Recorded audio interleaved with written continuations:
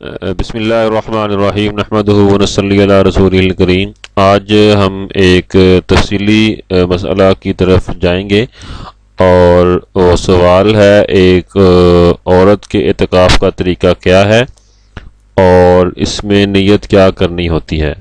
آئیے ناظرین اس کی ذرا تفصیل میں چلتے ہیں۔ تو میں اس کی ذرا تفصیل کر دیتا ہوں، عورت کے اعتکاف کا طریقہ اور اس میں نیت وغیرہ کیا ہے۔ تو عورتوں کے لیے بھی اعتکاف کرنا سنت ہے اور ثواب کا باعث ہے، لیکن عورتوں کے لیے شرعی حکم یہ ہے کہ عورتیں اپنے گھر کی مسجد میں اعتکاف کریں، یہی ان کے لیے بہتر ہے۔ اور گھر کی مسجد سے مراد وہ جگہ ہے جسے گھر میں نماز، ذکر، تلاوت اور قرآن پاک پڑھنے کے لیے، دیگر عبادات کرنے کے لیے متعین کیا ہوتا ہے۔ اور اگر گھر میں کوئی عبادت کے لیے کوئی خاص جگہ متعین نہیں کی ہوئی تو اعتکاف کے لیے میں عرض کر دیتا ہوں کہ گھر کے کسی کونے یا خاص حصے میں چادر یا بستر وغیرہ ڈال کر ایک جگہ مختص کر لی جائے، پھر اس جگہ اعتکاف کیا جائے۔ اور جس طرح مرد حضرات اعتکاف کرتے ہیں، عورتوں کے لیے گھر کی مسجد بالکل اسی طرح ہے جس طرح مردوں کے لیے مسجد کا حکم ہے۔ اور اعتکاف کی حالت میں جو طبعی اور شرعی ضرورتیں ہیں، ضرورت کے بغیر وہاں سے نکلنا درست نہیں ہوتا، جیسے مردوں کا جو ہے مسجد سے نکلنا درست نہیں ہوتا۔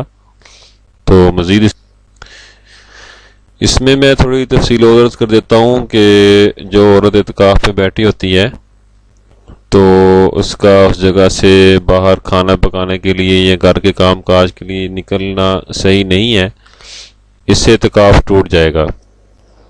اور اگر اس کو باہر سے اس کے اپنے لیے کھانا لا کر دینے والا کوئی نہیں ہے تو یہ باہر کھانا اٹھانے کے لیے جا سکتی ہے، کھانا اٹھا کر فوراً اپنی جو اعتکاف کی جگہ اپنی چادر لگا کے بنائی ہوئی اس کے اندر تشریف لے آئیں، باہر نہ رکیں۔